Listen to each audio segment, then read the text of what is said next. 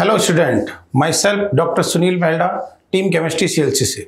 आज हम डिस्कस करने जा रहे हैं नीट 2025 के फिजिकल और इनऑर्गेनिक के क्वेश्चन, जिसमें क्वेश्चन नंबर 46 में अपने पास आता है। देखिए कि जब एक हाइड्रोजन परमाणु क्रमशः N2 से 3 तथा N4 से 6 संक्रमण करता है तो अवशोषित तरंग दैर्घ्य का अनुपात क्या होगा। अब देखो बेटा, यहाँ पे अपने पास क्वेश्चन तरंग दैर्घ्य जो होता है, अगर देखिए तो E विद कर्मानुपाती होता है लैम्डा के, यानी जिसकी जितनी ज्यादा एनर्जी उसका लैम्डा उतना ही कम। इसके लिए अपने पास एक फॉर्मूला दिया जाता है 1/λ = RH Z square 1/N1 square minus 1/N2 square. ये हमारे पास अगर सपोज क्योंकि यहाँ पे दो संक्रमण दे रखे हैं अपने को, एक दे रखा है 2 से 3 और एक दे रखा है 4 से 6। इन दोनों संक्रमण के लिए अपन को अलग अलग लैम्डा निकालनी पड़ेगी। अगर मैं इसके लिए निकालता हूं 1/λ और इसके निकालता हूं 1/λ2। अगर इनके लिए देखें तो RH Z की वैल्यू 1 है ही है, अपने पास क्या हो जाएगा 1/n है 4/n, इसका हो जाएगा 9। और अगर मैं इसका निकालता हूं तो RH Z को 1 हो जाएगा, 1/4 संक्रमण है तो 16 माइनस 1/36। अगर मैं इसको सोल्व करता हूं लैम्डा 1/λ2 तो क्या हो जाएगा 1/16 माइनस 1/36 अपॉन 1/4 माइनस 1/9। अगर मैं इसको सोल्व करता हूं तो अपने पास आता है 1/4, यानी 1:4 का आता है और हमारा ऑप्शन हो जाता है 4, यानी एटॉमिक स्ट्रक्चर का क्वेश्चन था। नेक्स्ट क्वेश्चन है 47 नंबर, जो आपके इनऑर्गेनिक से क्वेश्चन लिया गया है। डायरेक्ट एनसीईआरटी के क्वेश्चन है बेटा। आप कर सकते हो कि निम्नलिखित में से कौन सा कथन सही है। सही पूछा है तो अगर मैं बात करना चाहूं फर्स्ट की तो कहता है गैलियम जिसका अति उच्च गलनांक है विपरीत सीजियम का अत्यंत निम्न गलनांक। हाँ, सीजियम का निम्न गलनांक होता है बट यहाँ पे गैलियम का उच्च नहीं होता है, तो ये हमारे पास रॉन्ग स्टेटमेंट हो गया। पॉलिंग पैमाने अनुसार नाइट्रोजन और क्लोरीन की विद्युत ऋणताएं का मान समान नहीं है। आपको अगर देखें तो नाइट्रोजन और क्लोरीन की बात करता हूं तो 3.0 होती है, मतलब समान होती है, तो ये हमारे पास स्टेटमेंट क्या हो गया, गलत हो गया। सी ऑप्शन में कहता है कि organ potassium potassium plus Cl minus और Ca2 प्लस ये सम इलेक्ट्रॉनिक स्पीसीज है, यानी देखें तो देख लो सबके अंदर क्या है 18 इलेक्ट्रॉन है, 18 इलेक्ट्रॉन है, तो ये हमारे पास सही हो गया, यानी राइट स्टेटमेंट है। राइट स्टेटमेंट है अपने पास। फिर है सोडियम मैग्नीशियम एल्यूमिनियम सिलिकी प्रथम आयनन एंथैल्पियां क्रमशः सिलिकॉन एल्यूमिनियम। यहाँ पे अगर देखें तो यहाँ पे एल्यूमिनियम और मैग्नीशियम में मैग्नीशियम की ज्यादा होती है, सोडियम, तो ये हमारे पास रॉन्ग स्टेटमेंट हो गया। फिर है सीजियम परमाणु की त्रिज्या लिथियम और रुबिडियम परमाणु की त्रिज्याओं से अधिक होती है। हाँ भैया, करेक्ट स्टेटमेंट है, सीधा सीधा करेक्ट स्टेटमेंट है अपने पास। तो अगर देखें तो सी करेक्ट है और अपने पास ई करेक्ट है, तो हमारे पास क्या हो गया, सेकंड ऑप्शन हो गया। नेक्स्ट है प्रथम सूची और द्वितीय सूची को मिलान करें। ये अपने पास के लिए अगर बात करें हम तो ये इनऑर्गेनिक का क्वेश्चन सॉल्ट एनालिसिस का है। उस सॉल्ट एनालिसिस के अंदर अगर बात करें तो देखिए इसमें कोबाल्ट मैग्नीशियम अगर डायरेक्ट करना चाहे तो भी कर सकते हैं। देखो मैग्नीशियम में आपको पता है मैग्नीशियम 6 ग्रुप में आता है, तो अगर 6 ग्रुप की बात करें तो 6 है। अपने पास लेड का है, इससे भी अगर आपको मान लीजिए पूरे याद भी नहीं है तो आप इसको आराम से कर सकते हो। तो लेड है तो अपने प्रथम समूह का आता है, और अगर एल्यूमिनियम की बात करें तो ये हमारे पास थर्ड समूह का आता है, और ए है ये जो आता है फोर्थ समूह का। अगर इसके अकॉर्डिंग अगर बात करें मैच करें तो अपने पास मैच कौन सा आ गया, ए का अपने पास थर्ड है, ए का थर्ड सब में है, मैग्नीशियम के अंदर फोर्थ है तो बी आपके पास फोर्थ है, ये आ गया अपने पास, तो अपने पास फर्स्ट और सेकंड के अंदर है, देख लीजिए फोर्थ और सी अपने पास कौन सा है, सी फर्स्ट है, तो सी फर्स्ट के अकॉर्डिंग अपने पास सेकंड आंसर चला जाएगा। अगर मैं बात करना चाहूं तो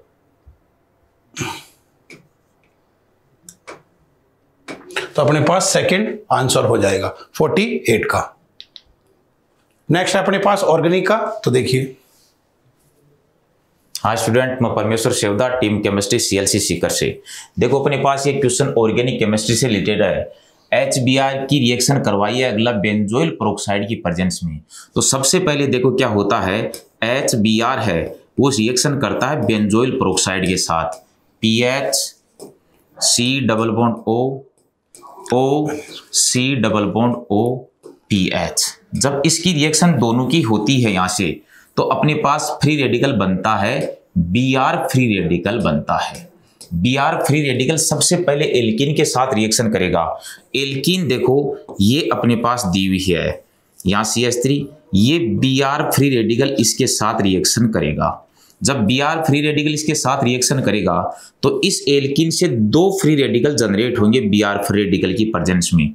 तो ये अपने पास 2 फ्री रेडिकल बने, एक फ्री रेडिकल यहाँ बना, एक फ्री रेडिकल यहाँ बना। ये फ्री रेडिकल 3 डिग्री है, मोर स्टेबल फ्री रेडिकल है। ये फ्री रेडिकल 2 डिग्री है, ये इसके कंपेयर में लेस स्टेबल फ्री रेडिकल है। तो Br free radical less stable free radical से पहले जुड़ता है, तो इसके साथ रिएक्शन करेगा जब एल्कीन के साथ Br फ्री रेडिकल, तो बनेगा ये Br यहाँ जुड़ जाएगा और यहाँ बना रह जाएगा फ्री रेडिकल। अब ये फ्री रेडिकल किसके साथ रिएक्शन करेगा, फिर से HBr के साथ रिएक्शन करेगा, तो यहां से क्या जुड़ जाएगा, H फ्री रेडिकल यहां पर जुड़ जाएगा। अपने पास आ गया ये वाला। तो पहली स्टेप से अपने को क्या मिला, Br यहां मिला। उसके बाद देखो रिएक्शन KCN के साथ है। जब रिएक्शन KCN के साथ करवाते हैं, जब एल्किल हैलाइड की रिएक्शन KCN के साथ करवाते हैं, तो हेलोजन की जगह CN आ जाता है और क्या प्रोडक्ट बन जाता है, ये लो ये प्रोडक्ट बन जाता है C triple bond N, CN आ गया। उसके बाद अगला बोल रहा है कि रिएक्शन NaHG और ETOH की प्रेजेंस में रिएक्शन करवानी है। तो ETOH की प्रेजेंस में रिएक्शन करवाएंगे तो इस C ट्रिपल बॉन्ड N का रिडक्शन हो जाएगा और C ट्रिपल बॉन्ड N के रिडक्शन से प्रोडक्ट अपने पास बन जाएगा CH2 NH2। तो ये कॉम्बिनेशन आप देख लो कहां अपने को मिल रहा है, तो ये कॉम्बिनेशन फर्स्ट ऑप्शन में मिल रहा है। नेक्स्ट क्वेश्चन देखो, अपने पास 50वां क्वेश्चन है कि हीलियम और लिथियम की ऊर्जाएं व प्रथम गुण त्रिज्याएं पूछ रहा है। तो देखो आपके पास एनर्जी की बात करते हैं, En होता है वो 2.18 into 10 to power -18 into Z square upon N square joule में होता है। एक तो फॉर्मूला ये होता है बेटा, एक होता है अपने पास R, यानी R जो होती है वो अपने पास 52.9 equal to N square upon Z picometre. यहाँ देखो बेटा पिकोमीटर में ये अपना कंसेप्ट है। इस कंसेप्ट के हिसाब से देखिए तो पहले निकालते हैं हीलियम, क्योंकि पहले यहाँ लिथियम का दे रखा है। सबसे पहले देखो लिथियम का दे रखा है तो लिथियम की बात करते हैं अपन। तो लिथियम 2+ के लिए अगर मुझे निकालना है तो कैसे करेंगे बेटा, देखो En बराबर क्या होगा, -2.18 इंटू 10 के घात -18 और लिथियम का Z आपको पता 3 होता है तो 3 का स्क्वायर क्या हो जाएगा 9 और N है इसका फर्स्ट तो 1 हो जाएगा। तो जूल के अंदर अगर मैं इसको सोल्व करता हूं तो अप्रोक्स अपने पास 119.62 इंटू 10 टू पावर -18 जूल के आसपास आता है। इसी तरह मैं इसका R निकालता हूं तो 52.9 इंटू यहाँ पे N स्क्वायर अगर देखिए तो 1 का स्क्वायर हो जाएगा अपॉन Z यहाँ पे लिथियम का 3 है तो इसको अगर मैं सॉल्व करता हूं तो लगभग 17.6 पिकोमीटर आता है। तो अपने पास इसका पहले तो ये ऑप्शन देख लीजिए कि 19 पॉइंट ये है और ये मतलब फर्स्ट ऑप्शन में है। सेकंड के अंदर देखो ये है ही नहीं तो अपने पास ये यहाँ हट गया। फिर थर्ड में बात करें तो इसमें है बट इसमें ये मिल गया अपने पास। अगर फोर्थ में देखें तो ये फोर्थ में, तो अपनों कहने का मतलब इसके अकॉर्डिंग अपने को सेकंड हीलियम के लिए भी अपने को निकालना पड़ेगा। तो हीलियम प्लस के लिए अगर मुझे En निकालना है तो क्या हो जाएगा 2.18 into 10 to power -18 into Z की बात करें 2 का स्क्वायर कर दीजिए यहाँ पे तो क्या आ जाएगा 4/1 है तो 1 का स्क्वायर। अगर मैं इसको सॉल्व करता हूं तो -8.72 इंटू 10 टू पावर -18 जूल आता है जो अपने पास कहाँ है, इस ऑप्शन में अपने पास ये रहा। और अगर इसी तरह R की वैल्यू निकालना है मुझे तो R इजिकल टू 52 अपने पास आ जाएगा 9 इंटू N इसका वही अपने पास कितना हो जाएगा N स्क्वायर 1 का स्क्वायर अपॉन 2। अगर मैं इसको डिवाइड करता हूं तो हमारे पास 26.4 पिकोमीटर आता है और वो हमारे पास फर्स्ट ऑप्शन में है। तो हमारा आंसर क्या हो जाएगा फर्स्ट। निम्नलिखित में कौन सा अनुचुंबकीय और प्रतिचुंबकीय में कहते हैं अनुचुंबकीय मतलब जिसमें अनपेयर्ड इलेक्ट्रॉन होंगे। अगर अनपेयर्ड इलेक्ट्रॉन यानी अयुग्मित इलेक्ट्रॉन होते हैं, अगर अयुग्मित इलेक्ट्रॉन के हिसाब से निकालते हैं तो देखिए फर्स्ट ऑप्शन के अंदर अपने पास क्या है D8 कॉन्फ़िगरेशन का, D8 विन्यास का है, परंतु यहाँ पे Cl क्या है अपने पास Cl इसके अंदर वीक फील्ड लिगेंड है, दुर्बल क्षेत्र लिगेंड होने की वजह से यहाँ पेयरिंग नहीं होती तो इसका विन्यास आपको पता है 3d8 4s2 होता है। बट यहाँ पे +2 में है तो इसका विन्यास क्या हो गया 3d8।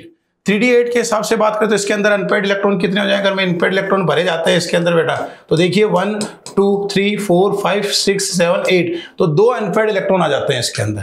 तो 2 अनपेड इलेक्ट्रॉन आ गए। अगर इसी हिसाब से इसकी बात करें तो ये भी 3d8 है बट जीरो है, बट यहाँ पे CO स्ट्रॉन्ग फील्ड लिगेंड यानी प्रबल क्षेत्र होने की वजह से यहाँ पे 0 हो जाता है। इसी तरह हमारे पास इसके अंदर भी प्रबल क्षेत्र है तो इसमें भी D10 विन्यास हो जाता है। और अगर मैं H2O की बात करता हूं तो यहाँ पे ये दुर्बल क्षेत्र है तो यहाँ पे भी 2 इलेक्ट्रॉन अनपेड हो जाते हैं। और जबकि निकल में PPS3 के अंदर क्या होता है, स्ट्रॉन्ग फील्ड होने की वजह से, प्रबल क्षेत्र होने की वजह से यहाँ भी D8 विन्यास हो जाता है। उस हिसाब से हमारे पास A और D के हिसाब से अपना आंसर जाता है अनुचुंबकीय, तो हमारे पास 3rd आंसर होता है।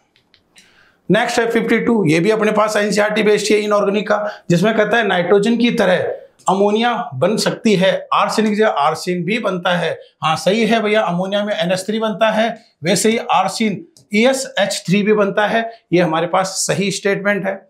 दूसरा कहता है एंटीमनी पेंटाऑक्साइड नहीं बना सकता। क्यों नहीं बना सकता भैया? Sb2O5 बनता है पेंटाऑक्साइड, आपको पता होगा SbCl5 बनता है। अगर मैं बात करना दूं SbCl5 बनता है। जब क्लोरीन बन सकता है तो भैया क्लोरीन से ज्यादा तो हैलाइड से ज्यादा क्या होता है, ऑक्साइड ज्यादा स्थायी होते हैं, तो ये बन सकता है। बट ये करा नहीं बनता है तो ये हमारे पास गलत हो गया। तो पहला हमारा सही हो गया और दूसरा गलत हो गया, तो मतलब 3rd आंसर जाता है अपना। नेक्स्ट है अपने पास 53, इसमें कहता है निम्नलिखित के इलेक्ट्रॉनिक विन्यास के मुख्य समूह की बात की है इसने। मुख्य वर्ग तत्व कौन से होते हैं? मुख्य मतलब रिप्रेजेंटेटिव एलिमेंट की बात कर रहा है। यानी मुख्य वर्ग में देखिए S और P क्या आते हैं बेटा? S और P ब्लॉक क्या आते हैं? तो S और P ब्लॉक की बात करें तो ये S ब्लॉक का है हमारे पास, ये अपने पास D ब्लॉक का हो गया, ये भी अपने पास D ब्लॉक का हो गया, तो ये भी अपने पास क्या होगा 3d10, यानी ये भी D ब्लॉक का हो गया अपने पास। बट यहाँ पे देखो 3d10 4s2, ये D ब्लॉक का नहीं है, C नहीं है भैया देखो। और यहाँ पे किसका हो गया? ये अपने पास D ब्लॉक, तो अपने पास A और C के सेकंड आता है। ये अपने पास P ब्लॉक का हो गया, 5P है ना P ब्लॉक का, तो अपने पास हो गए A और C। नेक्स्ट क्वेश्चन हमारे पास डाल्टन का परमाणु सिद्धांत, सीधा सा एनसीईआरटी है, टाइम कंज्यूम नहीं करता, ये टाइम खराब करने वाला क्वेश्चन नहीं है बेटा। डायरेक्ट आप इसके अंदर काले गोले कर सकते हो। सीधा सा का द्रव्यमान संरक्षण का नियम का पालन करते हैं, ये 3 नियम है एनसीईआरटी का, डायरेक्ट क्वेश्चन है। तो सीधा सा गैसीय आयतन का नियम पालन नहीं करता। 50 नेक्स्ट है निम्नलिखित यौगिक का ऑक्सीकरण निकालना। सीधा सा का अपने पास सुपर ऑक्साइड है, इस सुपर ऑक्साइड में जो पोटेशियम होता है वो +1 में है, H2O2 पेरोक्साइड है तो उसमें ऑक्सीजन -1 में है, और H2SO4 आपको पता ही है +6 में रहता ही है। तो देख लीजिए +1 -1 और +6 यानी फर्स्ट आंसर होता है अपना। नेक्स्ट है अपने पास फिजिकल का क्वेश्चन आ गया बेटा, काइनेटिक का क्वेश्चन है। काइनेटिक में डायरेक्ट क्वेश्चन निकाल सकते हैं कि हाफ लाइफ आपको अर्धआयुकाल 1 मिनट है, तो अभिक्रिया का 99.9% यानी लगभग 100% का आपको पता है एक रिलेशन है, T 99.9% = 10 टाइम = T हाफ। ये क्वेश्चन है, डायरेक्ट कर सकते हो। अपने पास 10 टाइम है इंटू 1 मिनट है, डायरेक्ट पुट कर सकते हो, तो हमारे पास 10 मिनट इसका आंसर आता है, यानी चौथा ऑप्शन है। नहीं तो आपको पता ही है क्या कैसे कर सकते हो, ये T 99.9 upon T 50%, T half का मतलब 50, इसका निकालोगे तो क्या करोगे 2.303 अपॉन के लॉग 100 अपॉन 99 में बचेगा कितना 0.1 अपॉन 2.303 अपॉन के लॉग 100 अपॉन 50। ये पॉइंट हटाओगे तो यहाँ कितना, ये पॉइंट हटा दो, यहाँ पॉइंट हटाओगे तो यहाँ 1000 बनेगा। 1000 मतलब 10 की घात 3, 10 की घात यहाँ पे 3, 10 की घात 3 का अपन यहाँ पे आगे ले 10 की घात 3 करोगे यहाँ पे बेटा, और इसको अगर सोल्व करते हो तो 2 आता है। 2 की वैल्यू कितनी आती है 0.3। अगर मैं इसको वैसे भी सोल्व करता हूँ 0.3 तो हमारे पास कितना आ जाता है 10 आता है। या तो डायरेक्ट इस फॉर्मूले से कर सकते हो, नहीं तो लॉन्ग फॉर्म में आप उसको ऐसे भी कर सकते हो। नेक्स्ट आपके 57 संकुलों के अवशोषित प्रकाश का तरंगदैर्घ्य ज्ञात करो। बेटा तरंगदैर्घ्य ज्ञात करनी है, तरंगदैर्घ्य के लिए आपको पता ही है लैम्डा एनर्जी अगर ऊर्जा और लैम्डा की बात करें तो दोनों क्या है, दोनों एक दूसरे के व्युत्क्रमानुपाती है। तो यहाँ पे देखना है सबसे पहले, आपको देखा होगा यहाँ पे देखो बी के अंदर सबसे ज्यादा देखा तो स्ट्रॉन्ग फील्ड लिगेंड है, यानी प्रबल क्षेत्र का है, और प्रबल क्षेत्र का आपको पता है एनर्जी गैप होता है वो ज्यादा होता है। तो ज्यादा होगा तो अगर एनर्जी ज्यादा है तो लैम्डा सबसे कम, तो अगर मैं सबसे कम बात करता हूं तो बी की तो सबसे कम होगी। और अगर मैं इसके अंदर सी की बात करता हूं तो ये टेट्राहेड्रल है। आपको पता होगा CFSE की वैल्यू अगर स्क्वायर प्लेनर की बात करें, वर्गीय समतल की सबसे ज्यादा, फिर ऑक्टाहेड्रल की होती है अष्टकफलिकी की, और फिर होती है चतुष्फलकी। तो सबसे कम चतुष्फलकी की वैसे ही होती है ऑक्टाहेड्रल से, अष्टकफलिकी से चतुष्फलकी वैसे ही कम होती है। तो सबसे कम कौन सी एनर्जी होगी, मतलब सी का, और सबसे कम एनर्जी है तो लैम्डा भी ज्यादा, तो सी अपने पास सबसे ज्यादा का हो गया। अब हमारे पास ए और डी की बात करें तो ए और डी में देखो, ए में अमोनिया है, एक में H2 है, तो H2O की आपको पता है अमोनिया परबल होता है H2O के रेस्पेक्ट में, तो उसकी लैम्डा उससे कम हो जाएगी, ए हो जाएगा और फिर डी हो जाएगा। तो हमारे पास ऑप्शन हो जाएगा सेकेंड। नेक्स्ट अपने पास ऑर्गेनिक का।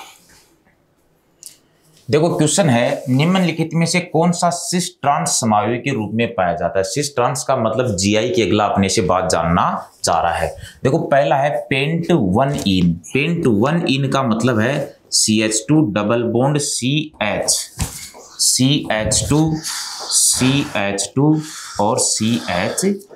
ये फॉर्मूला है पेंट 1 इन का। अब देखो पेंट 1 इन में हम देखते हैं डबल बॉन्ड पर हम जीआई चेक करते हैं। अब जब डबल बॉन्ड पर हम जीआई चेक करेंगे तो अपने पास दोनों कार्बन पर डिफरेंट ग्रुप लगे हुए होने चाहिए। देखो इस कार्बन पर एक H लगा हुआ है और ये ग्रुप लगा हुआ है, मतलब दोनों ग्रुप क्या है इस कार्बन पर डिफरेंट हैं, परंतु इस कार्बन पर दोनों हाइड्रोजन क्या हैं, सेम हाइड्रोजन हैं। इस वजह से ये कंपाउंड जीआई शो नहीं करता, मतलब इसका सिसो ट्रांस नहीं बन सकता। दूसरा है 2 मिथाइल हेक्स 2 इन। 2 methyl CH3 double bond CH2 और CH3। ये है फॉर्मूला 2 मिथाइल हेक्स 2 इन का। सेम बात है, देखो इस डबल बॉन्डेड कार्बन पर अपने को जीआई देखनी है। इस कार्बन पर एक H और एक ये ग्रुप है, दोनों ग्रुप सेम अलग अलग हैं, तो यहां से तो जीआई की बात हो सकती है, परंतु इस ग्रुप कार्बन पर हम देखते हैं तो दोनों कार्बन CH3 सेम ग्रुप हैं, इस वजह से ये कंपाउंड भी जीआई शो नहीं करता। हम तीसरे ऑप्शन की बात करेंगे 1,1 डाइमिथाइल साइक्लोप्रोपेन। तो ये साइक्लोप्रोपेन है और अगला बोल रहा है कि दोनों मिथाइल ग्रुप एक ही कार्बन पर हैं। तो देखो इस कार्बन पर दोनों CH3 सेम आ गए, तो यहां पर भी जीआई की बात नहीं कर सकते। आगे वाला है 1,2 डाइमिथाइल साइक्लोहेक्सेन। 1,2 डाइमिथाइल साइक्लोहेक्सेन, देखो 1,2 डाइमिथाइल साइक्लोहेक्सेन ये है।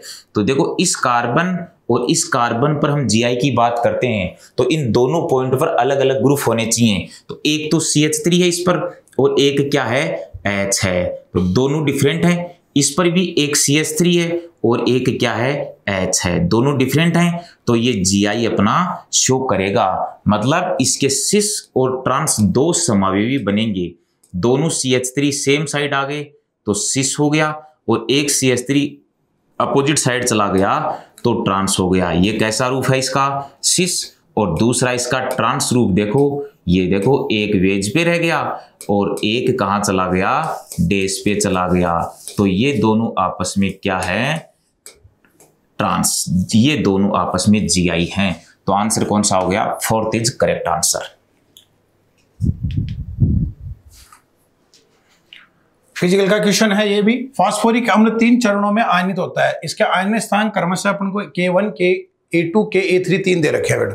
तो आपको पता होगा कि H3PO4 है, जब फर्स्ट टाइम टूटता है बेटा तो H प्लस H2PO4 माइनस में टूटेगा, फिर H2PO4 माइनस फिर टूटेगा H प्लस HPO4 2 माइनस में, फिर HPO4 माइनस होता है वो टूटता है HPO4 3 माइनस में। इसके लिए आपको Ka1 दे रखा है, इसके लिए Ka2 दे रखा है, उसके लिए K3। अगर मैं इसको ऐड करता हूं तो हमारे पास बनता है H3PO4 3PO4। अपने पास H3PO4 जो टूटता है वो किस में टूटेगा बेटा, 3H प्लस PO4 3 माइनस। इसके लिए K अगर आपको देखें तो हमने टोटल ऐड करते हैं इसको, तो हमारे पास K इजिकल टू क्या आता है, Ka1 plus Ka2 plus Ka3 आता है। तो इसके अकॉर्डिंग अगर देखा होगा, फर्स्ट इसका आयनाइजेशन आयनीकरण क्या होता है, सबसे अधिक होता है, इसलिए कहा जाता है Ka1 का मान ज्यादा होता है, फिर Ka2 का, फिर सबसे कम होता है Ka3 का। अब देखो स्टेटमेंट देखते हैं, इसी का अगर मैं दोनों तरफ लॉग ले लेता हूं तो log K इजिकल टू क्या हो गया, log Ka1 plus Ka2 plus Ka3। आपको पता है log A plus B plus C क्या होता है, log Ka1 plus log Ka2 plus log Ka3। तो उसके अकॉर्डिंग देखते हैं तो फर्स्ट स्टेटमेंट हमारा सही है। सेकंड कहता है H3PO4 H2PO4 माइनस वह HPO4 2 माइनस से अधिक प्रबल है। आपको पता है ये फर्स्ट आयनीकरण इसका सबसे ज्यादा हो रहा है, मतलब H प्लस आयन ज्यादा देगा। सेकंड टाइम में इसका H प्लस आयन देने की क्षमता क्या हो जाएगी, कम होती चली जाएगी। उस हिसाब से सबसे ज्यादा प्रबल अम्ल कौन सा होगा, H3PO4। इसका मतलब बी भी हमारा सही है। सी की बात करते हैं तो प्रथम आयनन स्थिरांक होता है वो हमेशा अधिक होता है। अधिक होगा तो अगर धीरे धीरे उसका आयनन होना कम हो स्टार्ट होगा तो उस हिसाब से कहते हैं Ka1 ज्यादा होगा, Ka2 फिर कम, फिर Ka3। तो सी भी सही है। और सी सीधा सीधा ये तो कंसेप्ट आपको देख ही रखा है कि ये रॉन्ग होता ही है अपने पास। तो ये अपने पास कौन सा हो जाएगा, A, B और C, यानी फोर्थ आंसर हो जाएगा। नेक्स्ट है अपना ऑर्गेनिक। देखो बेटा, निम्नलिखित अभिक्रियाओं में कौन सी उत्पाद के रूप में बेंजीन नहीं देती। गला बोल रहा है कि बेंजीन नहीं मिलनी चाहिए, ऐसा अपने को कौन सा ऑप्शन मिलेगा। देखो सबसे पहला ऑप्शन है बेंजीन दिया हुआ है, उसके साथ C डबल बॉन्ड ONA जोड़ रखा है। अगर इसकी रिएक्शन सोडा लाइम के साथ करवाते हैं तो NaOH और CaO बाहर क्या निकल जाता है, यहां से बाहर निकल जाता है Na2CO3। तो ये वाला H कहाँ जुड़ जाएगा, ये यहां जुड़ जाएगा और अपने को प्रोडक्ट क्या मिल जाएगा, अपने को प्रोडक्ट मिल जाएगा बेंजीन। जबकि क्वेश्चन में है कि बेंजीन नहीं मिलना चाहिए, तो इससे तो अपने को बेंजीन मिलता है, तो ये आंसर नहीं हो सकता। देखो ये एन हेक्सेन दे रखा है, एन हेक्सेन की रिएक्शन एरोमेटाइजिंग एजेंट के साथ करवा रखी है MO2O3 और टेम्परेचर दे रखा है 773 केल्विन और 10 से 20 एटीएम प्रेशर दे रखा है। सीधी NCRT की रिएक्शन है। ये एरोमेटाइजिंग एजेंट होता है, ये क्या करता है, एल्केन को बेंजीन में चेंज कर देता है। हेक्सेन जो हेक्सेन है, हेक्सेन को किस में चेंज कर देगा, बेंजीन में। तो ये आंसर भी नहीं हो सकता। आगे वाला देखो, ये दिया हुआ है जब हम CH ट्रिपल बॉन्ड CH की रिएक्शन करवाते हैं Fe red hot iron tube में इस टेम्परेचर पर, तो अपने को बेंजीन मिलता है। तो ये वाला आंसर भी नहीं है। आगे वाला देखो, जब इसकी बेंजीन डाइएजोनियम क्लोराइड की रिएक्शन गर्म जल के साथ हम करवाते हैं, ट्रिपल बॉन्ड N ये प्लस और ये Cl माइनस, रिएक्शन किसके साथ करवाते हैं, गर्म जल के साथ करवाते हैं। तो यहां से बाहर क्या निकल जाएगा, HCl, यहां से बाहर क्या निकल जाएगा, N2, और ये OH जो ग्रुप है वो कहां जुड़ जाएगा, यहां पर जुड़ जाएगा। तो अपने को क्या मिला, अपने को बेंजीन पर OH मिला। मतलब ये बेंजीन ना होकर ये क्या है, ये फिनोल है। और अगला यही तो बात बोलना चाह रहा है कि बेंजीन नहीं मिलना चाहिए, तो इससे बेंजीन ना मिलकर अपने को क्या मिला है, फिनोल मिला है। क्वेश्चन नंबर देखिएगा 61। क्वेश्चन नंबर देखिए, यदि एक एकल क्षारक के दुर्बल अम्ल के 0.050 मोल लीटर इनवर्स विलियन की मोलर चालकता 90 Simon centimetre square mole inverse है, तो इसकी वियोजन की मात्रा होगी। वियोजन की मात्रा आपको कैलकुलेट करनी है और इसकी इनफाइनाइट डाइल्यूशन के ऊपर केटाइन और एनाइन है, इसकी आपके पास में मोलर चालकता गिवन है। तो देखो ये होता है वियोजन की मात्रा, अल्फा बराबर एक पर्टिकुलर कंसंट्रेशन जिसके ऊपर उसकी मोलर चालकता, और इनफाइनाइट डाइल्यूशन है इसके ऊपर मोलर चालकता। ठीक है, इन दोनों का रेशियो होता है। तो अल्फा इक्वल टू आपके पास में ये वाली वैल्यू गिवन है। देखो ये वाली पर्टिकुलर कंसंट्रेशन है जिसके ऊपर मोलर चालकता आपको कितनी दे रखी है, 90। इनफाइनाइट डाइल्यूशन पर एसिड है, उसके लिए एसिड है, जब आयनाइज होगा तो केटाइन और एनाइन इसके अंदर डिसोसिएट हो गया। तो केटाइन और एनाइन को जब आप इन दोनों को ऐड करोगे तो ये वैल्यू आ गई आपके पास में 400। जब इसको आप सॉल्व करते हो तो ये वैल्यू आपके पास में आती है 0.225। Then that one is correct. Next one देखिएगा, नीचे दो कथन दिए गए हैं।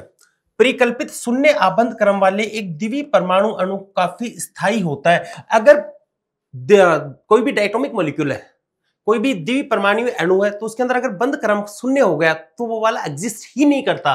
तो पहला आपके पास में क्या हुआ, गलत। दूसरा देखेंगे, जैसे जैसे आबंध क्रम बढ़ता जाता है आबंध लंबाई बढ़ती है, नहीं, आबंध लंबाई और बंद क्रम होते हुए एक दूसरे की व्युत्क्रमानुपाती होते हैं। तो ये वाला कथन भी गलत हो गया। इसका मतलब हमारे दोनों स्टेटमेंट ही गलत है, तो ये सेकंड ऑप्शन होगा। नेक्स्ट वन देखिए, नीचे संकुल यौगिकों में से किसी संकुल यौगिक के विलयन में न्यूनतम चालकता होगी। अब देखो न्यूनतम चालकता कितनी हो सकती है, 0 हो सकती है। न्यूनतम चालकता तो वो दर्शाएगा ना जिसके पास में मिनिमम आयंस होंगे। तो यहां पर ये देख रहे हो फर्स्ट और सेकंड, इसके अंदर तो आयंस दिए नहीं, ये थोड़ा सा कंट्रोवर्शियल क्वेश्चन बना दिया है। तो यहां पर कोई आयंस दिए ही नहीं, इसका मतलब इसके पास नंबर ऑफ आयंस कितने होंगे, 0। तो ऑप्शन कौन से जाने चाहिए, फर्स्ट और सेकंड दोनों जाने चाहिए। क्लियर हुआ। नेक्स्ट वन देखिए, सूची 1 का सूची 2 के साथ में मिलान कीजिए। अब देखो आपके पास फर्स्ट ऑप्शन दे रखा है XeO3, ये मॉलिक्यूल आपके पास में है XeO3। मैं इसका हाइब्रिडेशन कैलकुलेट करता हूं तो इसका हाइब्रिडेशन कितना होगा, नंबर ऑफ हाइब्रिड ऑर्बिटल 4 है XeO3 के पास में, तो हाइब्रिडेशन आपके पास में आएगा sp3। Number of hybrid orbital आपके पास में 4 है और आपके पास में जो लेटरल एटम है वो है आपके पास में 3। इट मींस एक लोन पेयर बचा हुआ है, और जब लोन पेयर होता है तो वो जो ज्योमेट्री आपकी बनती है वो तो ज्योमेट्री तो आपका चतुष्फल की होगी, लेकिन उसकी आकृति जो बनेगी, जो शेप बनेगी वो पिरामिडीय होगी। तो sp3 होगा और इस टाइप से पिरामिडल होगा। तो ए के अंदर कौन सा होगा, ए के अंदर सेकंड। XeF2 को आप देखोगे तो XeF2 ये आपको गिवन है। XeF2 इसका हाइब्रिडेशन आपने कैलकुलेट किया तो नंबर ऑफ हाइब्रिड ऑर्बिटल आपके पास में आ गए 5, और 5 के बेसिस पे आपके पास में हाइब्रिडेशन क्या होगा, sp3d।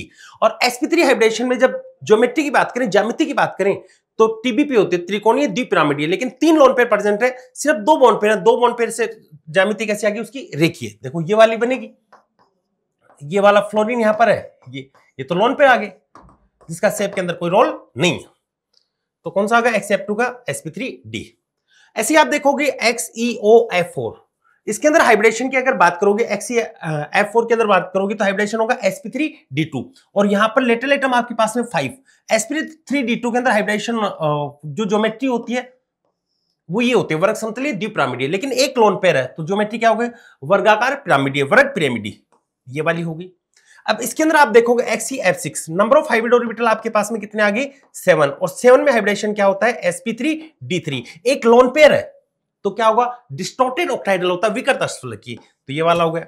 तो ए के अंदर सेकंड है, तो ये कौन सा ऑप्शन को करेक्ट कर रहा है, फर्स्ट वन। नेक्स्ट वन देखिएगा, एक आपको रिएक्शन दे रखी है, कार्बन प्लस 2s2CH4 का फॉर्मेशन कर रहा है और इसका निर्माण कर रहा है, ये ऊष्माक्षेपी प्रक्रम को दिखा रहा है। डेल्टा एच की वैल्यू नेगेटिव दे रखी है, इसका मतलब ऊष्माक्षेपी प्रक्रम है।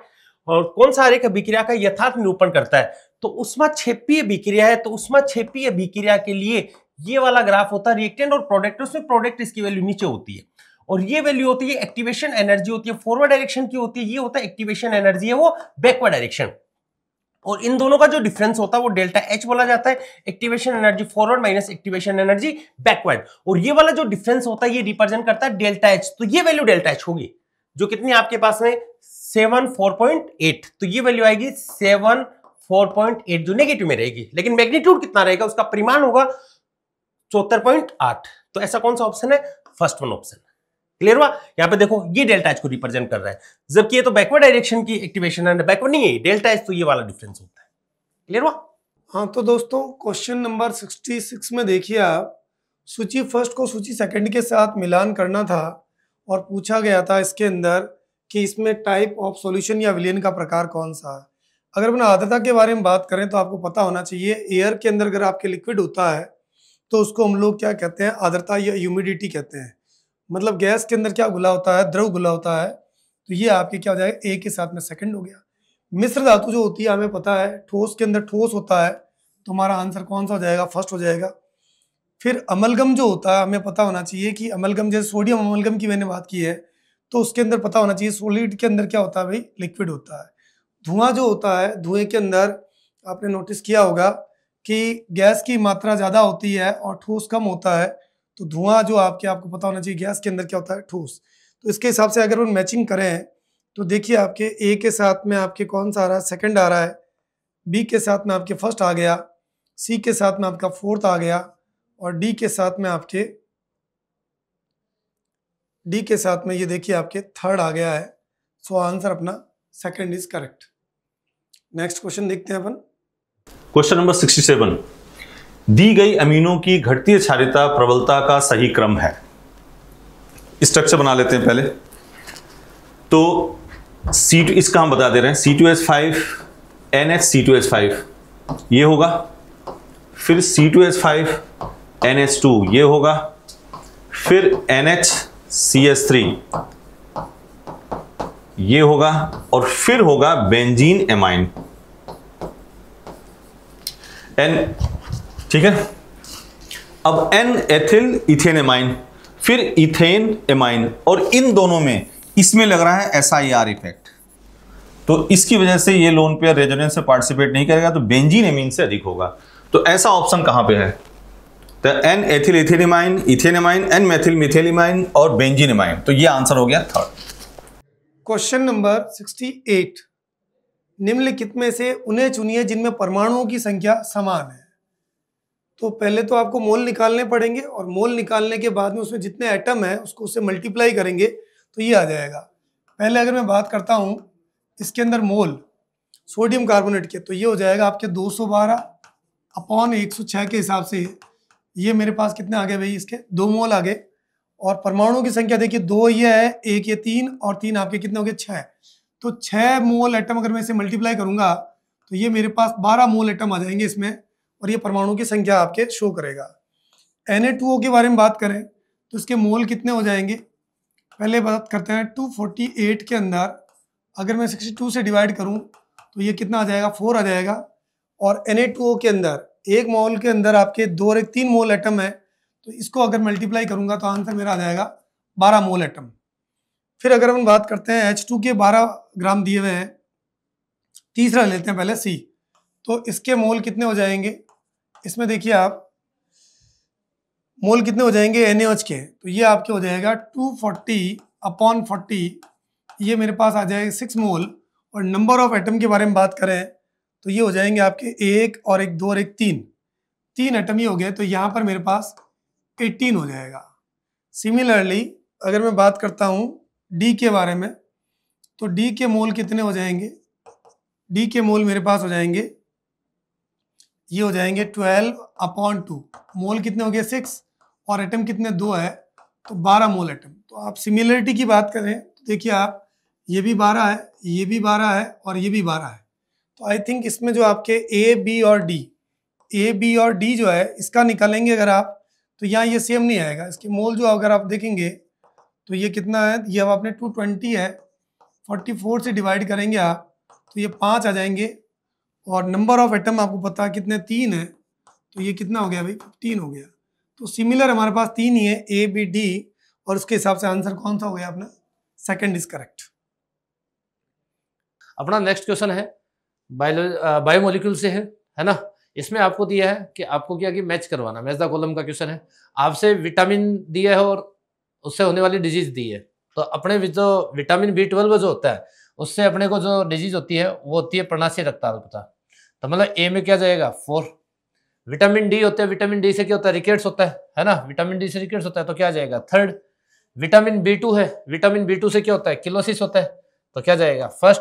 और विटामिन B6 से क्या होता है? कन्वर्जन होता है, मरोड़ पड़ना होता है, तो ये क्या जाएगा? 2nd। तो अपना क्या जाएगा आंसर? 4, 3, 1st, 2nd। देखो इसमें किसमें आ रहा है? 4, 3, 1st, 2nd। आंसर क्या होगा? 2nd आंसर हो जाएगा। ठीक है बेटा, ए में 4 जाएगा, बी में 3rd जाएगा, सी में 1st जाएगा, और डी में 2nd जाएगा। 4, 3rd, 1st, 2nd, आपका आंसर जाएगा 2nd। नेक्स्ट क्वेश्चन पे आते हैं बेटा। नेक्स्ट क्वेश्चन में आपसे पूछा है एसिडिक स्ट्रेंथ का ऑर्डर पूछा है, ठीक है, और वो भी क्या है? आपका डिक्रीजिंग ऑर्डर पूछा है। तो आपसे पूछा, ध्यान रखना एसिडिक स्ट्रेंथ जो होती है वो इन्वर्सली होती है किसके? आई इफेक्ट के, या जो भी है प्लस आई इफेक्ट वगैरह जो होती है ना। तो यहाँ तो क्या हो कि प्लस आई इफेक्ट लग रहा है, तो पॉजिटिव इफेक्ट शो करते हैं, प्लस एम वाले होते हैं उनके क्या होती है? इन्वर्सली होती है। तो यहाँ प्लस आई है, तो प्लस आई इफेक्ट लगेगा, तो क्या करेगा? एसिडिक स्ट्रेंथ को डिक्रीज करेगा। अब आपके पास यहाँ पे क्या दे रखे हैं? 3 आपको दे रखे हैं बेटा, क्या? मिथाइल। तो तीनों का क्या लग रहा है? प्लस आई इफेक्ट लग रहा है। यहाँ क्या है? 2 मिथाइल है, तो उसका कम लगेगा। यहाँ क्या लग रहा है? 1 मिथाइल है, और यहाँ कौन है? फॉर्मिक एसिड है, तो फॉर्मिक एसिड का सबसे ज्यादा होगा, ध्यान रखना, फॉर्मिक एसिड सबसे ज्यादा। ठीक है, उसके बाद में कौन होगा? एसिटिक एसिड हो जाएगा, प्लस आई लगेगा। उसके बाद में क्या हो जाएगा? 2 मिथाइल वाला हो जाएगा बेटा, तो CH3 का होल ट्वाइस CH3COOH। और उसके बाद में क्या हो जाएगा बेटा? ये हो जाएगा, जिसमें 3 ग्रुप का क्या लग रहा है, प्लस आई इफेक्ट लग रहा है, ठीक है। तो प्लस आई इफेक्ट क्या करता है, हमेशा एसिडिक स्ट्रेंथ को डिक्रीज करता है। तो आंसर क्या चला जाएगा बेटा, थर्ड आंसर चला जाएगा। फॉर्मिक एसिड की ज्यादा होगी, जैसे जैसे नंबर ऑफ अल्काइल ग्रुप बढ़ेंगे एसिडिक स्ट्रेंथ क्या हो जाएगी बेटा, डिक्रीज हो जाएगी, ठीक है। क्वेश्चन नंबर 71 देखिएगा, नीचे दो कथन दिए गए। कथन पहले में दे रखा है लो चुंबकत्व अनुचुंबकत्व का चरम स्वरूप माना जाता है। बिल्कुल सही है, क्योंकि अनुचुंबकत्व है वो जैसे जैसे इंक्रीज करते जाते हैं नंबर ऑफ अनपेयर्ड इलेक्ट्रॉन, तो फेरोमैग्नेट में कन्वर्ट हो जाता है, नहीं लो चुंबकत्व बन जाता है, चरम स्वरूप इसका माना गया। तो पहला स्टेटमेंट है ये, तो आपका सही है। दूसरा देखो, क्रोमियम +2 आयन जिसका एटॉमिक नंबर है 24 में अयुग्लित इलेक्ट्रॉन यानी अयुग्मित इलेक्ट्रॉन की संख्या वही है जो नियोडाइमियम +3 जिसका एटॉमिक नंबर है 60 में अयुग्मित इलेक्ट्रॉन की संख्या होती है। तो अब यहाँ पे हम चेक करते हैं। देखो क्रोमियम की बात करें तो क्रोमियम में उसका एटॉमिक नंबर होता है 24। अगर कॉन्फ़िगरेशन देखें तो आर्गन के बाद में देखोगे तो ये होता है 3d5 4s1, ये देखेंगे। अब यहाँ पर क्रोमियम उसका ऑक्सीडेशन नंबर दिया +2। जब +2 ऑक्सीडेशन स्टेट में जाएगा तो 2 इलेक्ट्रॉन को आपको रिमूव करना पड़ेगा। First electron remove by 4s1, पहले इलेक्ट्रॉन से रिमूव करते हैं, दूसरा इलेक्ट्रॉन आप 3d5 इससे हटाते हैं, तो आपका कॉन्फ़िगरेशन जो चेंज होगा वो कॉन्फ़िगरेशन आ जाएगा 3d4। और डी के पास हमें पता है डी है, उसके पास में 5 ऑर्बिटल प्रेजेंट है, एक एक इलेक्ट्रॉन आपने फिल किया तो नंबर ऑफ अनपेयर्ड इलेक्ट्रॉन आपके पास में आ गए 4 अनपेयर्ड इलेक्ट्रॉन प्रेजेंट है।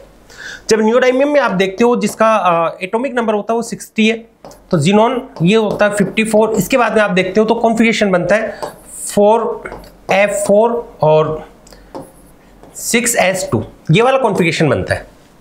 अब यहाँ पे देखो जिसका ऑक्सीडेशन नंबर आप देख रहे हो तो +3 में जा रहा है, तो +3 ऑक्सीडेशन स्टेट के अंदर जाएगा तो 3 इलेक्ट्रॉन रिमूव करेगा, 2 इलेक्ट्रॉन रिमूव करा एस से और 1 इलेक्ट्रॉन रिमूव करेगा एफ से। तो आप यहाँ पे देखोगे कि कॉन्फ़िगरेशन आएगा तो 4f3 आएगा, और एफ के पास में 7 ऑर्बिटल प्रेजेंट है और इलेक्ट्रॉन है 3। तो यहाँ पर आप देख रहे हो नंबर ऑफ अनपेयर्ड इलेक्ट्रॉन आ रहे हैं 3, जबकि आप क्रोमियम +2 के अंदर देखा तो नंबर ऑफ अनपेयर्ड इलेक्ट्रॉन आए 4। It means number of unpaired electron equal नहीं है, इट मींस कथन सेकंड है वो आपका गलत हो गया। तो कथन पहला वो तो सत्य होता है, लेकिन कथन सेकंड वाला ये वाला असत्य है। ये देखो, ये बेटा अपना प्योरिफिकेशन ऑफ कंपाउंड का है क्वेश्चन, जो है प्योरिफिकेशन ऑफ कंपाउंड का। आपको एग्जांपल दिए और बाकी उनको सेपरेशन के जो टेक्निक दिए वो बताना है ना। तो CH-Cl3 और एनिलीन का है, क्लोरोफॉर्म और एनिलीन का है। तो क्लोरोफॉर्म और एनिलीन को अपन सेपरेट करते हैं किससे बेटा, सिंपल डिस्टिलेशन, साधारण आसवन से। तो ए में क्या जाएगा 4th। पेट्रोलियम उद्योग में कच्चा तेल जो होता है, प्रवाह जो क्रूड ऑयल निकलता है, क्रूड ऑयल के जो अपन सेपरेट करते हैं तो उसको अपन करते हैं फ्रैक्शनल डिस्टिलेशन, क्योंकि उसमें बहुत सारे कंपाउंड होते हैं तो बॉइलिंग पॉइंट उनका क्या होता है, पास होता है। तो इसको अपन बी में क्या जाएगा 3rd। शेष लाई से ग्लिसरॉल, भाई साबुन उद्योग, सोप इंडस्ट्री जो होती है, साबुन उद्योग में अपन जो क्या साबुन प्लस ग्लिसरॉल बनता है, जिसको अपन क्या बोलते हैं शेष लाई बोलते हैं, ठीक है।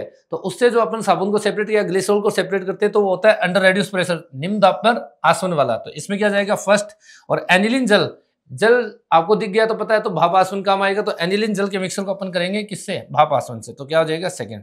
तो ए में 4th, ठीक है, बी में 3rd, सी में 1st और डी में क्या हो गया 2nd। तो आंसर आपका क्या चला जाएगा, फर्स्ट आंसर क्या होगा, राइट होगा, ठीक है बेटा। नेक्स्ट आ जाते हैं क्वेश्चन नंबर 73। इस क्वेश्चन में दिया हुआ है ए से 2b बन रहा है और ये 1000 केल्विन पर पश्च दिशा में अभिक्रिया का वेग स्थिरांक जो है अग्र दिशा में अभिक्रिया के वेग स्थिरांक का 2500 गुना है। अगर मैं इस रिएक्शन के लिए के इक्विलिब्रियम या KC लिखूं तो ये क्या आएगा, KF अपॉन क्या आएगा KB। लेकिन जैसा कि आप जानते हैं कि इसमें दिया हुआ है जो KB जो है ये KF का 2500 गुना है। इसका मतलब मेरे पास ये वैल्यू कितनी आ गई 1/2500, ये मेरा KC आ गया। मुझे क्या करना है, इसके अंदर निकालना क्या है, KP निकालना है।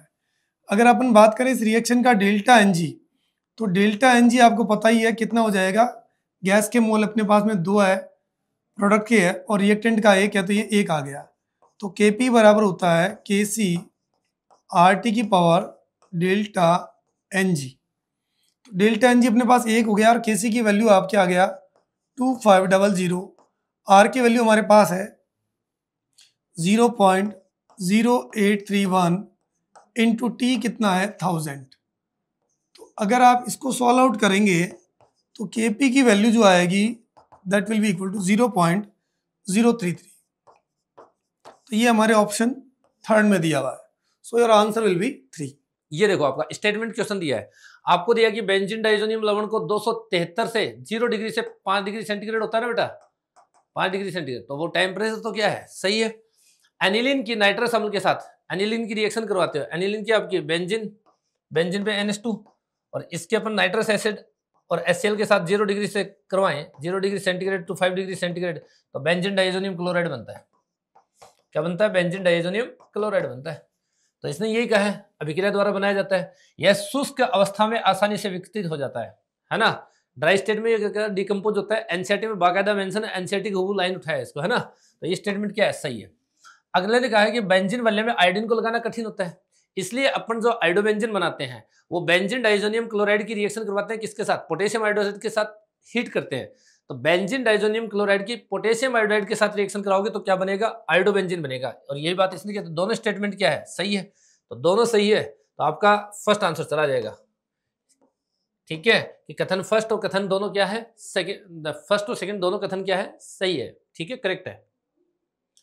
आ जाइए, निम्नलिखित यौगिक के एकल क्लोरीनीकरण से पूछा है कितने उत्पाद प्राप्त होंगे। आपको इसकी रिएक्शन करानी है, तो अब इसकी क्लोरीन से रिएक्शन कराओ। ठीक है, तो क्या क्या बनेगा? एक तो ये बन जाएगा बेटा CH3 CH CH3 CH2 CH2Cl, right. एक ये बन जाएगा CH3 CH CH3 CH Cl CH3, यहां से निकाल दो। एक आप यहां से निकालो, तो ये बन जाएगा CH3 C Cl CH2 CH3। एक ये बन जाएगा, और एक यहां से निकाल दो बेटा हाइड्रोजन को।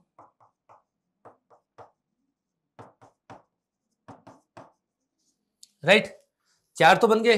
लेकिन आपको पूछा है कि स्टीरियो आइसोमर सही, तो पूछा है त्रिविम समझता सही, तो इसमें कायरल देखना पड़ेगा।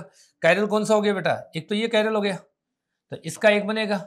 इसके कितने बनेंगे? 2 D और L बन जाएंगे ना, D और L, राइट। इसमें कोई कायरल नहीं है, तो ये एक बनेगा।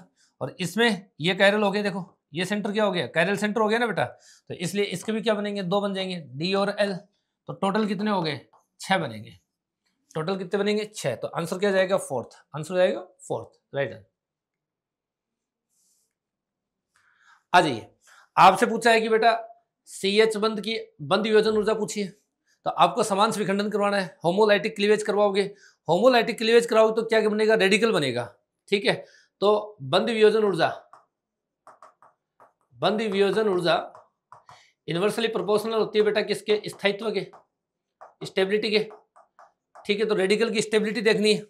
ओके, तो यहां तो डबल बॉन्ड आ रहा है, ये जो रेडिकल बनेगा ये क्या है? डबल बॉन्ड, sp2 हाइब्रिडाइजेशन है।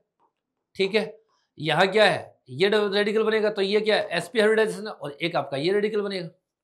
ठीक है, तो इसमें ज्यादा सबसे ज्यादा अनस्टेबल कौन सा है? ये देखो ना, उसकी बंद वियोजन ऊर्जा, बॉन्ड डिसोसिएशन एनर्जी क्या हो जाएगी? ज्यादा हो जाएगी। तो अनस्टेबल कौन सा है? सबसे ज्यादा। तो ये देखो आप, सबसे ज्यादा अनस्टेबल देखना है। ठीक है, तो कौन हुआ आपका? ट्रिपल बॉन्ड वाला। तो इसकी बॉन्ड डिसोसिएशन एनर्जी क्या हो जाएगी? ज्यादा हो जाएगी। तो कौन जाएगा बेटा? पहले वाले में सेकंड। सेकंड के बाद आपकी कौन आएगा? sp2 हाइब्रिडाइजेशन वाला आ जाएगा। तो कौन आ जाएगा? फर्स्ट। और लास्ट में देखो यहाँ कॉन्जुगेशन भी, ये रेडिकल बनेगा, तो कॉन्जुगेशन कर जाएगा। कॉन्जुगेशन करेगा तो स्टेबिलिटी क्या है?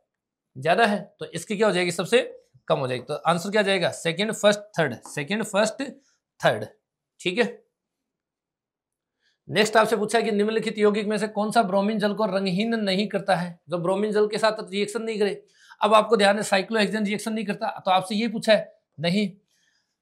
फिनॉल के साथ कराओगे तो फिनॉल के साथ तो वो पीपीटी बनाता है, 2,4,6 ट्राइब्रोमोफिनॉल बनता है, तो ये बन जाएगा। यहाँ डबल बॉन्ड है, डबल बॉन्ड के साथ अनसेचुरेशन टेस्ट कर जाएगा, और एनिलीन के साथ वो व्हाइट पीपीटी बनाता है। ठीक है, 2,4,6 ब्रोमो ट्राइब्रोमो एनिलीन बनता है। ठीक है, तो तीनों के साथ करेगा, बट साइक्लोहेक्सेन के साथ रिएक्शन नहीं करेगा। ठीक है बेटा, तो साइक्लोहेक्सेन इसका क्या जाएगा? आंसर हो जाएगा। आपसे यहां पूछा है कि अभिक्रिया का मुख्य उत्पाद है। अब देखो यहाँ पे आपको रिएक्शन दे रखा है, तो इस पे आप क्या करें? बेंजीन दिया है C, इस पे ट्रांसफर कर दें, तो आप अटैक करवाए CH3 नेगेटिव Mg पॉजिटिव, ये बॉन्ड यहाँ ट्रांसफर करोगे, इसका अटैक हो जाएगा यहाँ पे, राइट। तो क्या बन जाएगा? यहाँ तो CH3 आ जाएगा, और ये बन जाएगा OMgBr। फिर यहाँ पे C, बॉन्ड को ब्रेक करोगे, ट्रिपल बॉन्ड है, तो बॉन्ड को ब्रेक करोगे तो इस पे तो क्या लगेगा? OMgBr, इस पे क्या लग जाएगा बेटा? CH3। ट्रिपल बॉन्ड में से एक बॉन्ड ब्रेक हो जाएगा। ठीक है, अब हाइड्रोलाइसिस कराओ, आपको सेकंड क्या दे रखा है? हाइड्रोलाइसिस। हाइड्रोलाइसिस कराओगे तो इसको यहाँ से ब्रेक करता है, नेगेटिव पॉजिटिव, तो बेटा यहाँ तो क्या जाएगा? H, और ये क्या जाएगा? OH। तो ये वाला हिस्सा क्या बन गया? OH। यहाँ से ब्रेक करोगे तो इधर क्या आ जाएगा? ऑक्सीजन, इधर क्या आ जाएगा? हाइड्रोजन। तो आपका प्रोडक्ट क्या बन गया? बेंजीन। बेंजीन के बाद ये तो क्या आ जाएगा OH और ये क्या आ जाएगा CH3। ठीक है, ये क्या बन गया बेटा आपका C डबल बॉन्ड और CH3 ये बनेगा। ठीक है, तो एक तो जाएगा आपका 3 डिग्री का अल्कोहल में और एक जाएगा कीटोन में। आगे आपको दे नहीं रखा तो इसका फर्दर क्या आगे ग्रेनार के साथ रिएक्शन नहीं होगी तो ये 3 डिग्री अल्कोहल में नहीं जाएगा। तो आंसर क्या जाएगा, एक तो जाएगा आपका 3 डिग्री अल्कोहल में और एक जाएगा कीटोन में। तो आंसर क्या होगा बेटा, सेकंड आंसर हो जाएगा। ठीक है, क्वेश्चन नंबर 79, निम्न में से जलीय विलीन में किसका उच्चतम क्वथनांक होगा। उच्चतम क्वथनांक पूछा है तो बॉइलिंग पॉइंट हाई किसका होता है ये हमें पता होना चाहिए, जिसके अंदर अपन कहते हैं नंबर ऑफ पार्टिकल्स जो होते हैं वो ज्यादा होते हैं। तो टीबी जो होता है directly proportional to the number of particles कह दीजिए या number of moles of ions. तो ये अपने को कणों की संख्या निकालनी थी, टीबी नंबर ऑफ पार्टिकल कणों की संख्या। तो यहाँ देखिए आपके पास ये जो सवाल दिया हुआ है, अगर ये 0.01 m है तो इसमें पार्टिकल्स जो रहेंगे या कण जो रहेंगे वो अगर मैं निकालूंगा, मोल जो निकालूंगा तो 0.01 ही रहेंगे। लेकिन अगर KNO3 की बात करें तो इसके अंदर आपको पता है 0.01 मोल है, तो 0.01 मोल तो रहेगा जो रहेगा ही, लेकिन साथ में आपके K और NO3 है तो इसको 2 से मल्टीप्लाई कर दूं तो ये मेरे पास आएगा 0.02 मोल आपके आ जाएंगे इसके कणों की संख्या। अगर Na2SO4 के बारे में बात करें तो आप देख रहे हैं इसकी जो मोलरता दी हुई है 0.01 दी हुई है, तो ये 0.01 मोल तो ये हो जाएंगे, लेकिन इसमें आयन जो बनेंगे Na2SO4 के 2 तो बन जाएंगे इसके अंदर आपके सोडियम के और एक मुझे मिल जाएगा इसमें सल्फेट आयन। तो टोटल इसमें आपके 3 आ जाएंगे, तो ये मेरा आंसर आ गया 0.03। और फिर अपने पास ये ग्लूकोज दिया हुआ है, चूंकि ये तो नॉन इलेक्ट्रोलाइट है, विद्युत अनपघट्य है, तो इसमें आपके उतने ही मोल रहेंगे और ये अपने पास में दिया हुआ है 0.015। तो सबसे हाईएस्ट जो अपने को लग रहा है वो कौन सा लग रहा है, 0.03 वाला आंसर लग रहा है। तो इसके हिसाब से आंसर अपना कौन सा हो जाएगा, answer third is correct. Yes done. Matching का क्वेश्चन है, मैचिंग किस तरह से किसके साथ कौन सा कैटलिस्ट यूज कर रहे हैं, कौन सा प्रोसेस है। तो हमें पता है हेबर प्रोसेस जो है में कैटलिस्ट कौन सा होगा, आयरन होता है हेबर प्रोसेस में। वॉकर प्रोसेस में बोलो कौन सा कैटलिस्ट होगा, PDCl2। विल्किंसन कैटलिस्ट कौन सा है, बहुत सिंपल क्वेश्चन है मैचिंग का, जिंगलर नाटा कैटलिस्ट फोर्थ। और अपन इसको मैच करते हैं तो हमारा आंसर कौन सा जा रहा है, थर्ड। लिक्विड X है कि 5 मोल और Y के कितने मोल है, 10 मोल, और टोटल प्रेशर कितना गिवन है आपके पास में ये है। मतलब आपने क्या बनाया, एक सॉल्यूशन बनाया होगा जिसमें A का कितना मोल था बेटा, 5 मोल था, और X का कितना मोल, 5 मोल, Y का कितना मोल है, 10 मोल, और टोटल प्रेशर आपके पास में कितना है, 70 है। और इनके प्योर कंडीशन में वेपर प्रेशर भी दे रखे हैं, ठीक है। और आपको ये बता रहा है, पूछा जा रहा है कि ये डेविएशन नेगेटिव है या पॉजिटिव है अकॉर्डिंग टू, यही आइडियल सॉल्यूशन है। तो आओ कैलकुलेट करते हैं। हमारे पास हमें पता चला P थ्योरेटिकल P टोटल बराबर हमें पता चला PX इंटू XA, ये प्योर कंडीशन की हो गई, plus PY not into XB, यहाँ Y ले लेते हैं, ये Y है तो Y, X है तो X ले लो, इंटू ये कितना चला गया बेटा Y, और ये ठीक है। टोटल हमारे पास कितना दे दिया, 70 दे दिया, ये 70 दे दिया, क्लियर है।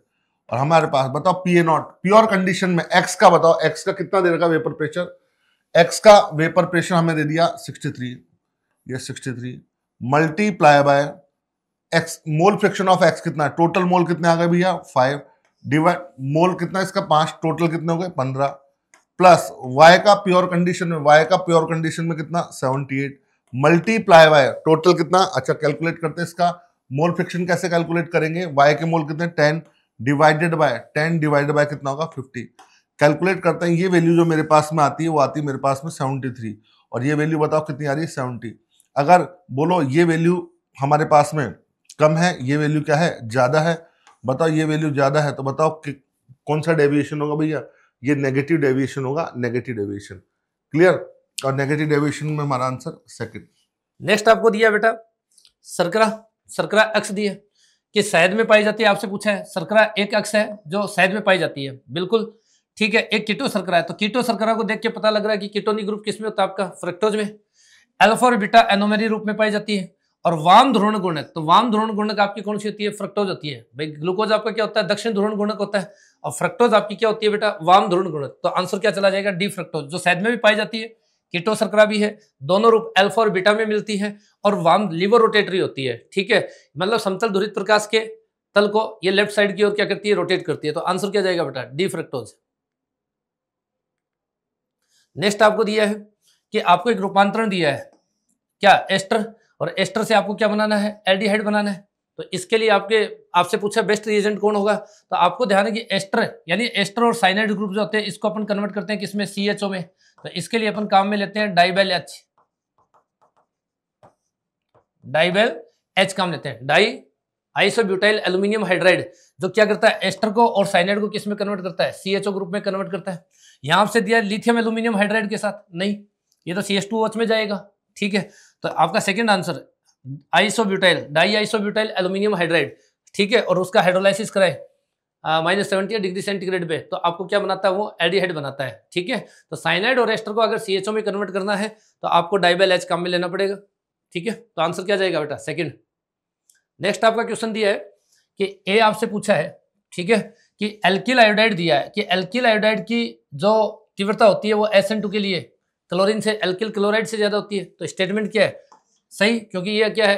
गुड लिविंग ग्रुप है, अच्छा निष्कासित समूह है, तो आई जल्दी निकलेगा, क्योंकि आई की साइज क्या होती है? बड़ी होती है। तो बड़ी साइज के कारण ये क्या है? जल्दी निकलेगा। कारण दिया, अपने बड़े आकार के कारण आयोडीन एक बेहतर अवशिष्ट समूह है। ठीक है, ये स्टेटमेंट भी क्या हो गया? सही है, ये इसका रीजन है, क्योंकि आई जल्दी निकलेगा बजाय किससे? क्लोरीन से।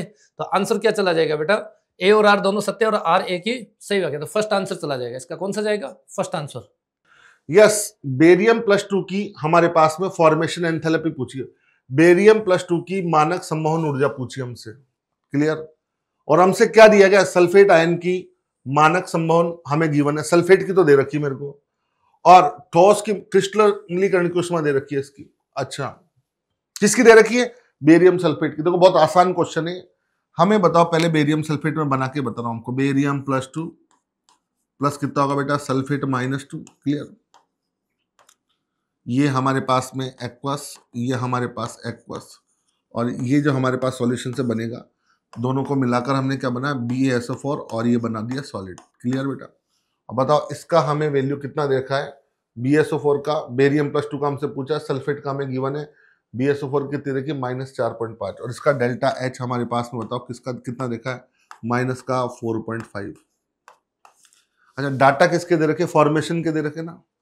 डाटा किसके दे रखे? फॉर्मेशन के दे रखे। लगा दो प्रोडक्ट माइनस रिएक्टेंट, यानी मेरा जो बनेगा माइनस का 4.5 equal to product minus reactant. Product में कौन है? Barium BaSO4। बताओ BaSO4 का कितना गिवन है आपको? बताओ 349। BaSO4 का गिवन है मुझे 349, क्लियर। ये तो हो गया बेटा प्रोडक्ट का, क्लियर। माइनस रिएक्टेंट का बताओ। रिएक्टेंट में बताओ कौन है? एक तो बेरियम +2 है, और एक कौन है बेटा? सल्फेट है। एक तो बेरियम +2 और एक सल्फेट। मुझे बेरियम +2 का पता करना है, यही तो है क्वेश्चन। डेल्टा H में इसका बोल देता हूँ, बेरियम +2 का मुझे पता करना है स्टैंडर्ड। और सल्फेट का बताओ, सल्फेट का कितना गिवन है? बताओ। सल्फेट का हमसे गिवन है हमारे पास से -216, क्लियर। थोड़ा सा और इजी कर लेते बेटा। माइनस का 4.5, ये माइनस इधर आया तो कितना होगा? +349, क्लियर। इक्वल टू, ये माइनस में अंदर मल्टीप्लाई कर रहा हूँ, minus delta H barium +2 plus कितना आएगा बेटा? 216, क्लियर। ये वाली बात 300 कैलकुलेट किया हमने। Barium +2 216 minus 4.5 plus 349 minus 216 equal to हमारे पास बन रहा है डेल्टा बेरियम +2, क्लियर, माइनस के अंदर, ठीक है। अब हमसे हमारे पास में ये वैल्यू जो हमने कैलकुलेट करते हैं, ये वैल्यू हमारे पास प्लस में 128.5 आ रही है, equal to minus delta H barium +2, clear. और डेल्टा H बेरियम +2 कितना आएगा मेरे पास में?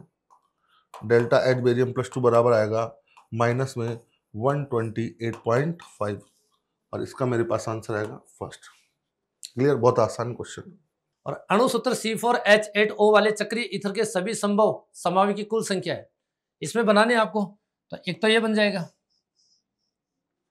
राइट, एक आपका ये बन जाएगा,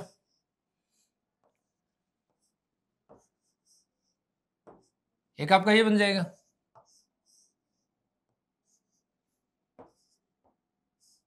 चक्रीय ईथर पूछा बेटा। एक आपका ये बनेगा, ये लीजिए, ये टोटल इसके बनेंगे। अब इसमें कोई कार्य सेंटर नहीं है, इसका एक बनेगा। इसके टोटल कितने बनेंगे बेटा? 2 बन जाएंगे, ठीक है, कार्य हो गया। इसके कितने बनेंगे? 1 बनेगा। इसके भी कितने बनेंगे? 2 बन जाएंगे बेटा, ठीक है। इसमें दोनों सिमिलर ग्रुप है तो इसके कितने बनेंगे? 1 बनेंगे। और इसमें दोनों डिफरेंट है तो इसके टोटल कितने बनेंगे? 3 बनेंगे। टोटल कर लीजिए कितने हो गए? 3, 1, 4, 2, 6, 7, 9 और 10। तो आंसर क्या चला जाएगा आपके? टोटल स्टीरियो वगैरह सब मिला के पूछा है, स्ट्रक्चर और स्टीरियो, तो टोटल कितने बनेंगे? 10 बनेंगे। हाँ, तो क्वेश्चन नंबर 87 है, दिए गए गुणधर्म के संदर्भ में सही क्रम का आपको पहचानिए। और सही क्रम क्या है? तो देखो, सबसे पहले आपको डायपोल मोमेंट का ऑर्डर दे रखा है। तो देखो H2 है, तो ऑक्सीजन और हाइड्रोजन के बीच में इलेक्ट्रोनेगेटिविटी डिफरेंस क्या है? ज्यादा है। और इलेक्ट्रोनेगेटिविटी डिफरेंस ज्यादा है और इसकी वी शेप है, इसलिए इसका डायपोल मोमेंट आएगा 1.84D। और ठीक है। सेकंड अमोनिया है, तो H2 और अमोनिया में इलेक्ट्रोनेगेटिविटी डिफरेंस किसका ज्यादा है? H2 का ज्यादा है। और इसकी कौन सी? पिरामिडल शेप है। तो H2 का डायपोल मोमेंट ज्यादा हो जाएगा किससे? अमोनिया से, और इसका है 1.46D/।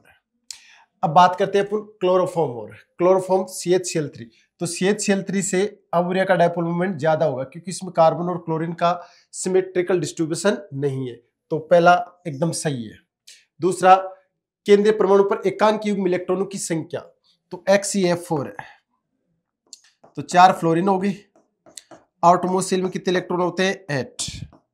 2 क्या होगी इसके पास? लोन पेयर होगी, तो इसके अंदर 2 लोन पेयर है। XeO3 के अंदर पिरामिडल शेप है, तो इसमें क्या होगा? 1 लोन पेयर होगा, इसमें 1 हो गया। XeF2 में क्या है? XeF2 है, इसकी लीनियर शेप होगी और इसमें लोन पेयर कितने होंगे? 3 लोन पेयर हो जाएंगे, तो इसमें 3 हो जाएंगे, तो ये गलत हो गया। आपसे क्या पूछा है? सही उत्तर का चुनाव करना है। OH, CH और NO आबंध लंबाई इनवर्सली प्रोपोर्शनल होती है 1/Δn। इलेक्ट्रोनेगेटिविटी डिफरेंस की इनवर्सली प्रोपोर्शनल होगी, तो इलेक्ट्रोनेगेटिविटी डिफरेंस ज्यादा है तो आबंध लंबाई क्या होगी? कम होगी, तो ये गलत हो जाएगा, ठीक है। N2O2 और H2 बॉन्ड एंथैल्पी, तो यहाँ पे बॉन्ड ऑर्डर नाइट्रोजन में कितना होता है? 3, ऑक्सीजन में कितना होता है? 2 और हाइड्रोजन में कितना होता है? 1 और है। तो ये बॉन्ड ऑर्डर का ऑर्डर है और बॉन्ड ऑर्डर बॉन्ड एंथैल्पी के डायरेक्टली प्रोपोर्शनल होती है, तो A और D सही है, तो first option is correct. Next question 88, reaction दे रही है N2+O2 से 2NO में NO की उच्चतर लब्धि प्राप्त की जा सकती है अभिक्रिया का एंथैल्पी, यानी एंडोथर्मिक रिएक्शन। अब कौन सी रिएक्शन है? Endothermic reaction. एंडोथर्मिक रिएक्शन में आपने देखा होगा कि टेम्परेचर इंक्रीज करोगे तो रिएक्शन किस डायरेक्शन में जाएगी? फॉरवर्ड डायरेक्शन में हो जाएगी। तो एक तो आपको टेम्परेचर क्या करना पड़ेगा? इंक्रीज करना पड़ेगा, ये गलत हो गया। और रिएक्टेंट की कंसंट्रेशन को क्या करना पड़ेगा? इंक्रीज करना पड़ेगा। रिएक्टेंट N2 और O2 की कंसंट्रेशन को इंक्रीज करना पड़ेगा, तो A, C और D, तो fourth option is correct. Question number 89, ये केमिकल काइनेटिक्स का क्वेश्चन है। यदि किसी अभिक्रिया का रेट कांस्टेंट वेग नियतांक के दे रखा आपको कितना? 0.03 सेकंड इनवर्स, और ये फर्स्ट ऑर्डर रिएक्शन है। फर्स्ट ऑर्डर रिएक्शन का पता कैसे लगा? रेट कांस्टेंट के की यूनिट देख के। और रिएक्टेंट की कंसंट्रेशन दे रखी इनिशियल कितनी है आपके पास? 7.2, और कितने टाइम के बाद में इसकी कंसंट्रेशन क्या हो जाएगी? 0.9 हो जाएगी। तो आपसे टाइम पूछा है, तो T इक्वल टू क्या होता है? 2.303 अपॉन K की वैल्यू है 0.03, log 10 बेस 7.2 अपॉन नीचे क्या आएगा? 0.9, और तो ये 8 टाइम्स गया। और log 10 बेस 8 की वैल्यू क्या होगी? log 10 बेस 2 की पावर 3, log की प्रॉपर्टी से 3 का पे आ जाएगा आगे, तो 3 into 2.303 into log 10 base 2 equal to नीचे आएगा 0.03। इसकी वैल्यू आपको पता है कितनी होगी? 0.693। ये इससे कैंसिल आउट हो जाएगा, तो ऊपर क्या आएगा? 100 से आपको मल्टीप्लाई करना पड़ेगा, तो ये आ जाएगा 69.3। करेक्ट आंसर सेकंड हो रहा है, तो फर्स्ट ऑप्शन इज करेक्ट। और लास्ट आपको एक दिया है लेसाने टेस्ट का। लेसाने टेस्ट अपन बेटा फंक्शनल ग्रुप टेस्ट के लिए करते हैं। लेसाने क्या बनाते हैं अपन, अपने पास क्या होता है, एक इग्निशन ट्यूब होती है, इग्निशन ट्यूब के अंदर अपन सोडियम और प्लस ऑर्गेनिक कंपाउंड जो आपको दिया होता है वो मिक्स करते हैं, ठीक है। तो ध्यान रखना सोडियम के साथ होते हैं, तो सोडियम पहले वाली रिएक्शन में दिया, आपको इसको सोडियम देख के भी आइडेंटिफाई कर सकते हो कि लेसाने टेस्ट में सोडियम मेटल का यूज होगा, ठीक है। तो फर्स्ट रिएक्शन में आपको दिया कि कौन सी रिएक्शन है जो लेसाने से रिलेटेड नहीं है, तो फर्स्ट में क्या आपका सोडियम है, कार्बन और नाइट्रोजन के साथ रिएक्शन करके क्या बना रहा है, सोडियम साइनाइड बनाता है, ठीक है। सेकंड रिएक्शन में अपन अगर सल्फर का टेस्ट करें तो सोडियम रिएक्शन किससे करेगा, सल्फर से, तो सोडियम सल्फाइड बनाता है। थर्ड में सोडियम हेलोजन से रिएक्शन करता है तो सोडियम हैलाइड बनाता है। तो तीनों रिएक्शन किसमें है, लेसाने से रिलेटेड है। बट फोर्थ में क्या है, सोडियम का कहीं कंपोनेंट नहीं है, तो सोडियम ने अगर यूज करोगे तो लेसानेट नहीं बनेगा, तो रिएक्शन आपकी कौन सी हो जाएगी, फोर्थ। आपसे पूछा जो इससे रिलेटेड नहीं है, तो आंसर क्या जाएगा बेटा, फोर्थ चला जाएगा, ठीक है। Okay, thank you.